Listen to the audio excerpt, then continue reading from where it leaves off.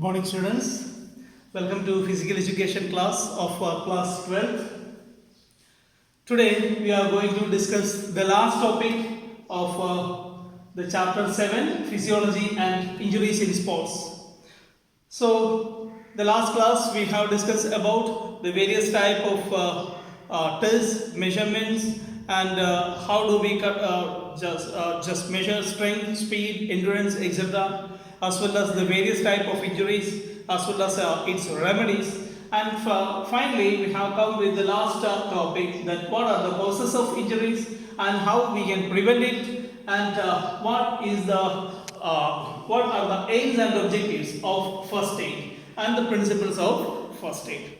So let's start the topic. So what are the causes of injuries? The first one is improper warm-up, and you know that it is that a proper body should be really toned up to do any sort of activity. Then only the body will be just working in accordance with that. The second one is incorrect technique. The technique that is used for each activity is really important to prevent injuries. Then environmental factors, especially sometimes the people, those who are from the cold climate, if they participate in a sports activity in a warm climate, otherwise just opposite, that the people from warm climate, if they go to a cold climate, there we can see that there will be difference. Their acclimatization is a problem, that the body adjustment is really a problem. So we have to just go with the same. So that is another trouble. The next one is improper clothing and footwear.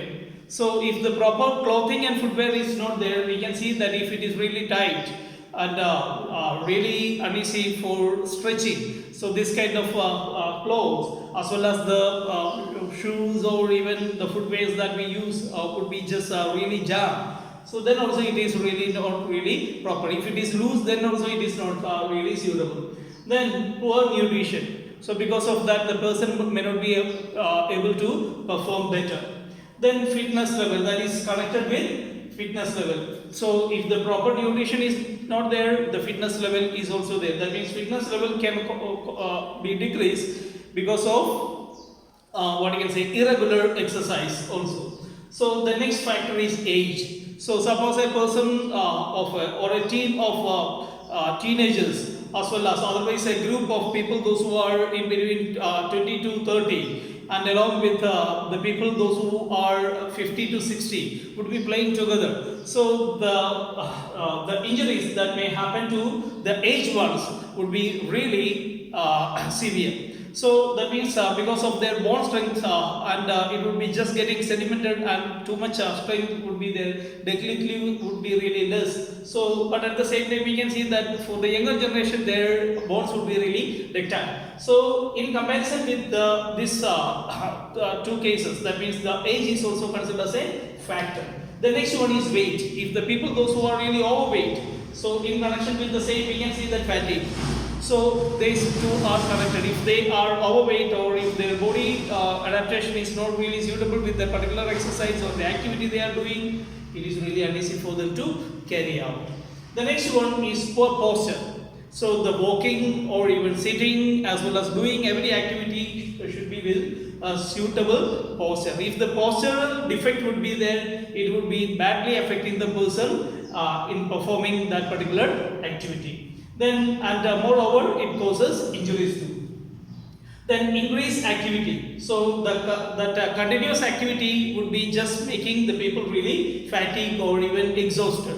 So the continuous activity should be reduced. That means there should be proper interval, proper rest, and without that, if that activities would be there, the person would be getting tired and it causes injuries. The next one is overuse. So the overuse means a particular area of the muscles or a particular body part is continuously used. That is also connected with increased activity. So the overuse also cause that injuries to the body. Then next one, stops and twists. So sometimes the activity would be having that regularity or continuity. Sometimes it may be taking some breaks. If it is continuous breaks as well as then continuation and then again breaks, this kind of things would be just making trouble with the body. So suppose if the case is if a person is just doing that exercise but not in proper way, So sometimes it is stopped and sometimes it is done, sometimes it is done so rigorously and so continuously that may cause injuries. Then next one is proper coaching. Improper coaching is also one reason. So the people, those who would not be having better idea about and the better techniques will be if they are considered as the coaches for the person, that improper coaching also can cause injuries. Then next one is the surface. If the surface is not plain and suitable for each particular activity, according to the activity, the surface level should be maintained. If the surface level is improper, that can cause injuries. The last one is improper equipments. The equipments that we use for each activity is really important. If the improper equipments are used, that can cause injuries. Then what are the preventive measures that we can just take to avoid injuries? Just opposite to the same is the thing that improper warming, here comes proper warm up. Then next one is the suitability of the technique that we adopt. The correct technique is to be adopted. Then proper conditioning, especially if it is said about the muscles. Muscle toning should be really proper according to the each activity. Then that means before this activity is started, at least 10 to 15 minutes minimum warm up and the proper conditioning and toning up of the muscles should be compulsorily done. Then next one, proper planning about that particular activity. So what we are going to do, and according to that how much level of exertion is required for the body, accordingly we have to plan and we have to prepare our body ready. Then next one is proper surface. If the surface is improper, that we have seen, if the surface is improper, it will cause injuries. So better the surface should be really good. Then proper nutrition. So proper nutrition and a balanced diet is required to maintain the body really active, as well as what you can say, to keep the fitness level good. So and proper nutrition as well as proper fitness. Then again proper stretch should be there. So stretching exercises should be done before we go or before we participate in that strenuous activities. If we are just going for a strenuous activity that gives strain to our body, better we have to just do proper stretching exercise and conditioning together, that will be just toning up the muscles ready to. Then adapt to the rules. That is very important. Whenever we participate in a game or any particular activity, any particular exercise, what are the rules given over there by the coaches, what are the rules given over there, accordingly we have to just behave. So if it is done something wacky, then sure it may cause injuries, or it may be really dangerous too sometimes. Then next one is regular fitness test. So that in between we have to just conduct, we have to just go through the regular fitness test accordingly. Then next one, psychological preparation. So mentally we should be prepared to face a particular activity. Without proper what I can say, preparation from the mind, our body may not be reacting to the same situation. So proper psychological training is necessary. Next one, proper cool down. After warm up exercises or after doing that particular executive activity, we have to just cool down. The relaxation, proper relaxation should be given to the body, and the body should be maintain its balance, and heat of the body should be decreased. Proper cool down is required. Then the proper rest. The body should be given sufficient rest. So proper sleep, then proper workout, proper training and proper fitness and proper rest is also considered really important. Then next one is gradual progress. So when we will be doing an activity, don't be hurry. So go slowly and go and steadily we have to just increase the pace. Steadily we have to just increase the speed. Steadily we have to just increase the stretching. Steadily we have to just toning up the muscles. So everything should be with a gradual process. It is not all of a sudden. The next one, proper hydration. Sufficient water should be drunk.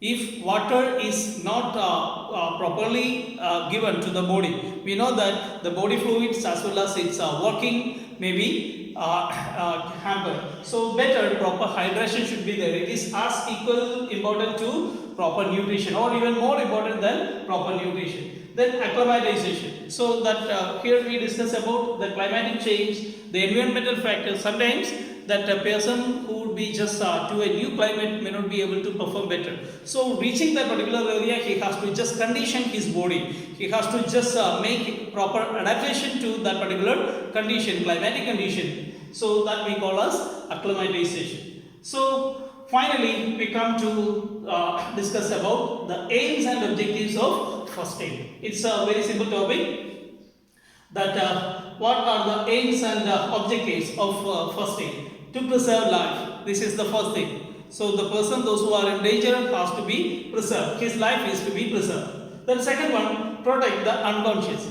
The unconscious person should be protected first. So sometimes it may be just it may lead to coma stage also. Sometimes in some of the dangerous sports activities we can see that many sports persons have just went into coma. So that is to be prevented. So proper first aid should be given on time. Then next one, prevent injury becoming worse.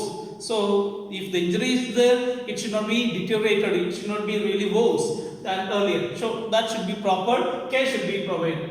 Then again, promote recovery. So we have to just promote the person's recovery fast. That's why we are providing first aid. Then next one, procure medical aid. The first aid, first medical support that is given on the spot we call as first aid. So this is what procure the first medical aid is to be provided. This is one of the major objective of first aid. The next one is decrease pain. The person who would be suffering pain, you might have heard that when we would be just getting some kind of severe injury, so all of a sudden the doctors who are there at the spot will be giving them morphine to just reduce the pain. That means he should not feel the pain on his brain. So this is the usual case that we call as the objectives, aims and objectives of first aid. Then what are the basic three principles of first aid?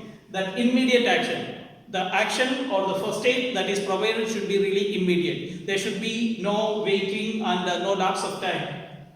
And don't be panic. First thing, we have to just make the person really calm and steady. So he should not be in panic mode. Then next one, comfort, and the last one is comfort and give him or her sufficient awareness about the case. So if it is done this way, so this will happen. And if we are just going to take you to that particular hospital and there they are just going to do this kind of things, so that's why there is no need to be worried about the same. So we have to just comfort, console and make the person really steady, to stable to face the thing. So these are the major topics that we have to discuss today. Let's go with the first three major topics, that is causes of injuries, then prevention of injuries, aims and objectives of first aid. So thank you. Have a nice